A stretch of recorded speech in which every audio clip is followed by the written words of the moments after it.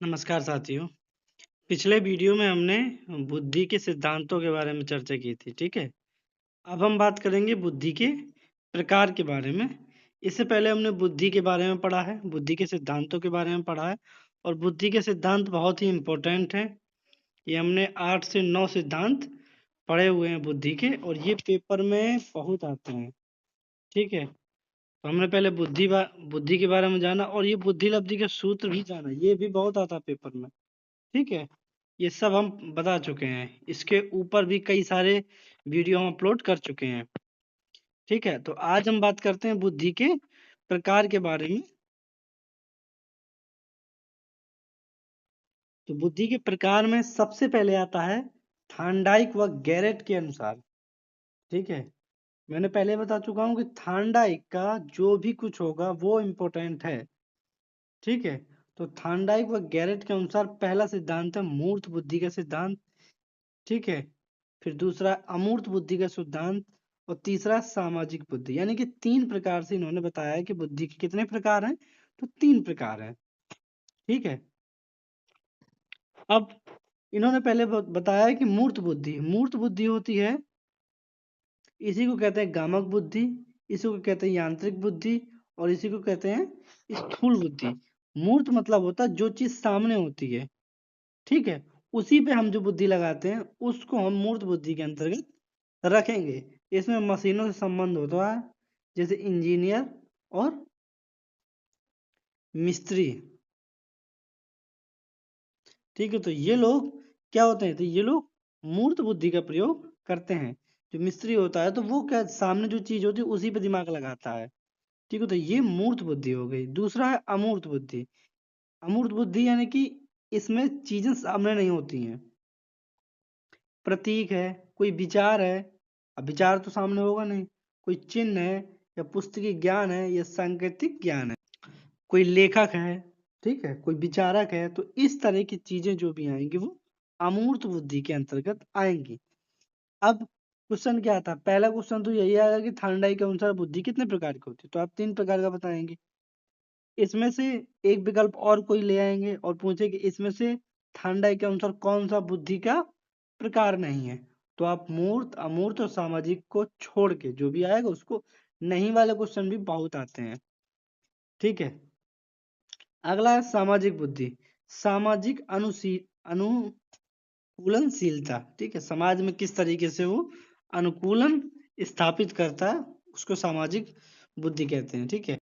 अब सीटेट में क्वेश्चन कैसे आएगा, सीटेट में क्वेश्चन आता है जैसे मान लीजिए कोई पुस्तकीय ज्ञान है, ठीक है।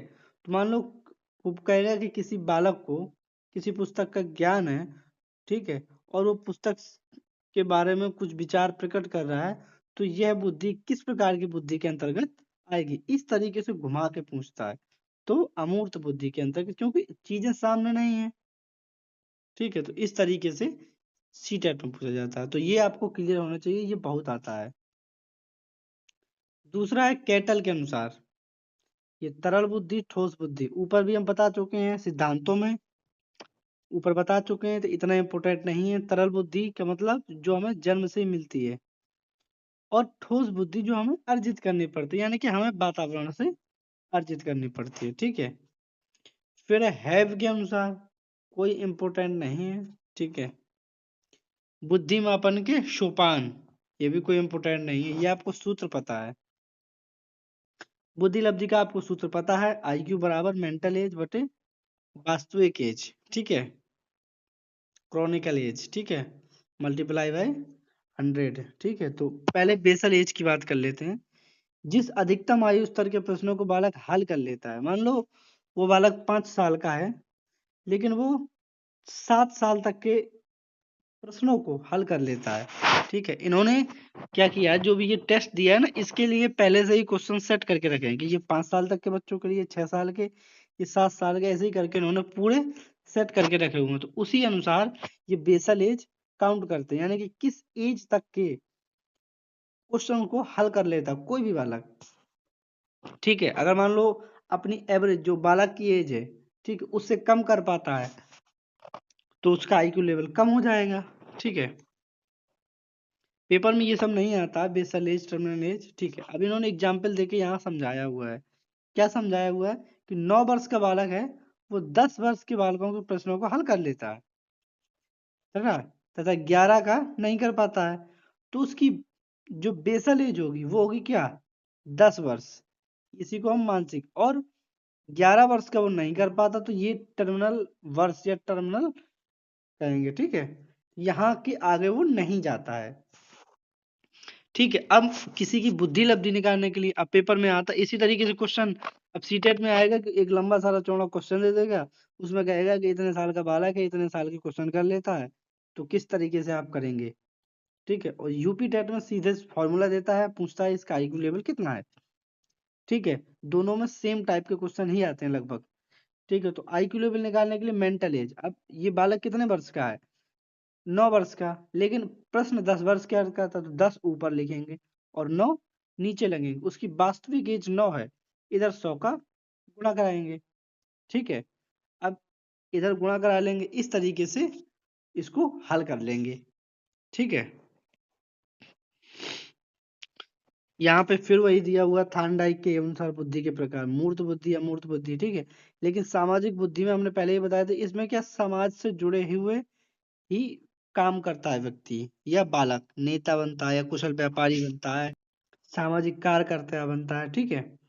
और अमूर्त बुद्धि में कल्पनाशील होता है, वकील बने, डॉक्टर बने या लेखक बने, कवि बने, तो इस तरीके की चीजें होती हैं, ये इंपॉर्टेंट है।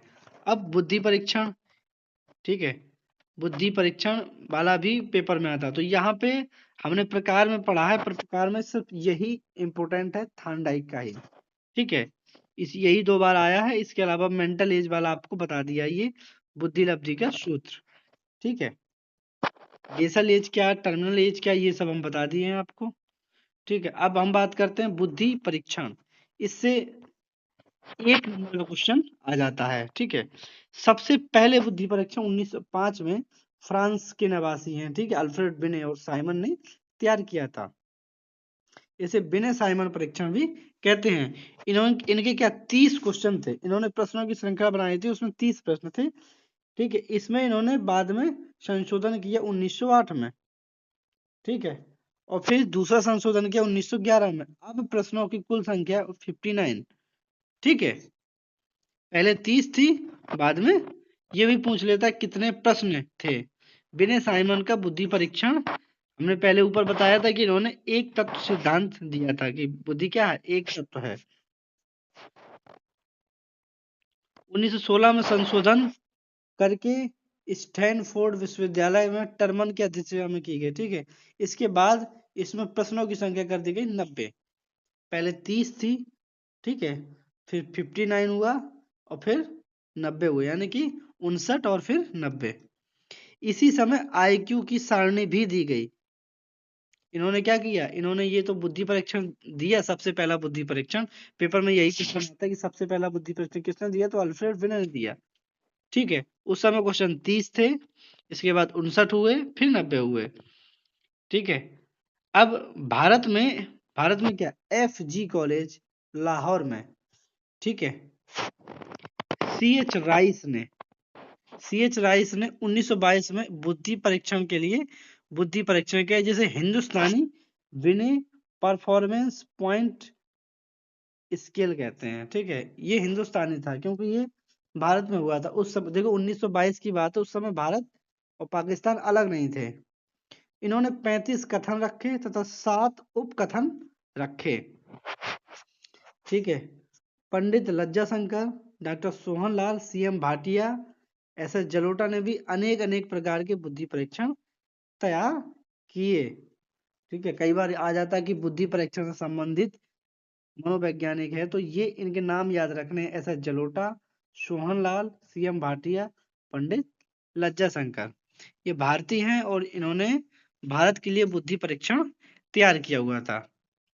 अब आईक्यू की सारणी ये बिने और साइमन ने ही दी थी, ठीक है। ये बिने और साइमन ने ही सारणी दी हुई थी और इसको बहुत अच्छे से समझना है। सबसे पहले हम सामान्य से बात करेंगे, यानी कि 90 से लेकर 109, ठीक है, 90 से लेकर 109। 90 से लेकर 109 अगर किसी, जब हम IQ निकालते हैं, ठीक है, इस तरीके से मेंटल एज बटे क्रॉनिकल एज मल्टीप्लाई बाई 100, ठीक है, तो किसी का भी अगर 90 से 109 के बीच आता है किसी भी बालक का, ठीक है, तो वो सामान्य बालक है, उसकी एवरेज है, ये एवरेज IQ है, यानी कि 90 से 109 के बीच। बहुत पूछा जाता है सामान्य बुद्धि लब्धि कितनी होती है, तो 90 से 110। अब आपको 10-10 बढ़ाते जाना है, ठीक है, कितने कितने 10 ही 10, तो 90 से आया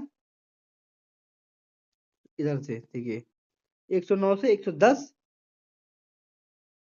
ठीक है, 110 से 119, ठीक है, 10 अंतर रखना है।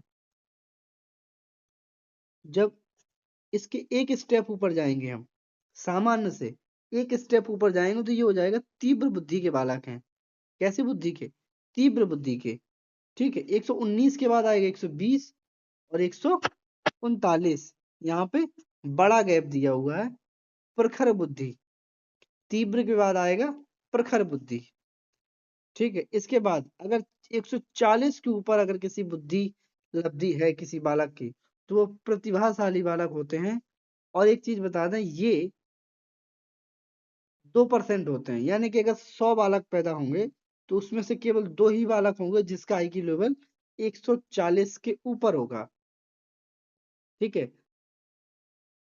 सबका अलग अलग परसेंटेज है, ठीक है, यानी कि 100 बालक पैदा होते हैं, तो उसमें कितने कितने, यानी कि 50% तो यही होते हैं सामान्य बालक, ठीक है। अभी आगे पीछे दिया होगा कहीं, ठीक है। तो ये हो गया, आपने 3 जान लिए। पहले आपने जाना सामान्य या औसत, इसके बाद तीव्र, प्रखर, प्रतिभाशाली, ठीक है। प्रतिभाशाली वाला कई बार पूछा गया, और सामान्य वाला, ये दोनों बहुत पूछे जाते हैं। इसके बाद अगर मान लो 10 पॉइंट या 20 पॉइंट नीचे कर दिया, 90 से 80 कर दिया, तो ये हो जाएंगे मंद बालक या पिछड़े बालक। ये सामान्य बालकों से पिछड़ गए हैं, इसीलिए इन्हें हम पिछड़े बालक कहेंगे, ठीक है। इसके बाद अगर 10 पॉइंट और किसी के कम आते हैं, तो वो हीन बालक होता है या क्षीण बालक। ये इनका दिमाग ज्यादा अच्छे से काम नहीं करता। और 70 के नीचे अगर आते हैं, तो वो पूरी तरीके से मूर्ख बालक होते हैं, ठीक है। तो इस तरीके से ये टेबल आप इसको समझ लेंगे, ठीक है। टेबल बहुत ही महत्वपूर्ण है।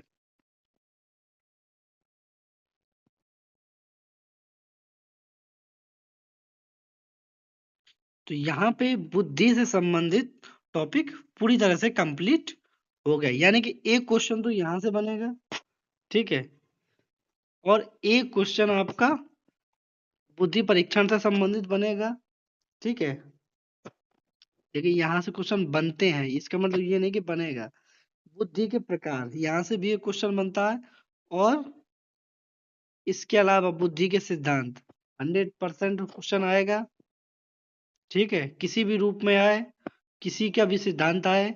और एक क्वेश्चन ये आएगा IQ लेवल मापने वाला, ठीक है। मान लो किसी बालक की एज कितनी है, 4 है, और ठीक है, मेंटल एज उसकी 5 है, ठीक है, क्रॉनिकल एज उसकी 4 है। इस तरीके से करेंगे, तो 25 25 पंचे 125 आया ना, तो 125 आया, तो इसका IQ लेवल कितना है, 125। तो ये बालक कैसा है, ये तीव्र बुद्धि का बालक है। तो इस तरीके से IQ का, जैसे IQ ये है, ठीक है, मान लिया कोई बालक कितने का, 9 वर्ष का है, ठीक है, और ये इसकी मेंटल एज 10 है, ठीक है।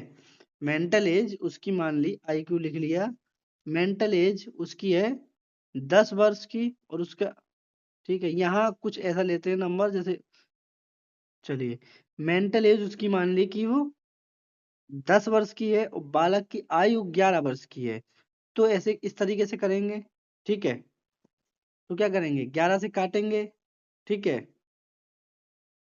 9 बार जाएगा 99, ठीक है। तो इस तरीके से आएगा कितना, 90 आएगा। औसत ले लिया हमने, 90 आया, ठीक है। तो ये आया, ये कैसा है, ये सामान्य बालक है।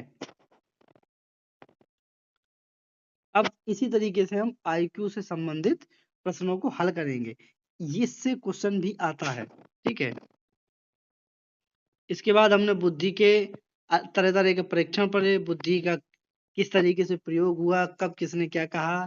ठीक है, फ्रांसिस गाल्टन ने इसका प्रयोग किया।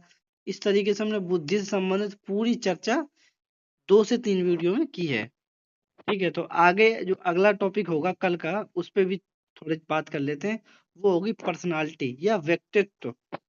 ठीक है, तो इस पे हम चर्चा करेंगे कल।